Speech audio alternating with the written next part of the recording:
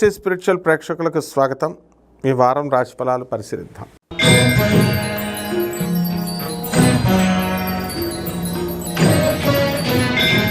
తులారాశి. ఈ తులారాశి వారికి అందరికీ కూడా ఆదాయాలు విపరీతంగా పెరిగిపోతాయి. ఇక భార్యాభర్తల మధ్య అనుబంధము కొన్ని గొడవల్లో ఉండడం అనేటటువంటివి జరుగుతాయి. అయితే విడిపోకుండా వీళ్ళు కోర్టు కేసులు వేసుకోవడము, భార్యాభర్తలు వాగ్వాదాలతో ఏదో అలా బండి లాగడం అనేటటువంటివి జరుగుతాయి.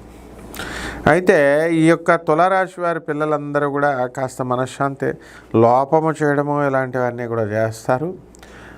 విద్యార్థుల దగ్గరికి వచ్చేసరికి తులారాశి పిల్లలు బ్రహ్మాండంగా చదవడము, కొత్త కొత్త ఉద్యోగాలు చేయడము ఇలాంటివన్నీ కూడా చేస్తారు. అలాగే విదేశాలకు వెళ్ళి బ్రహ్మాండంగా మీరు సాధించుకోవడము అనేటటువంటివి జరుగుతుంది.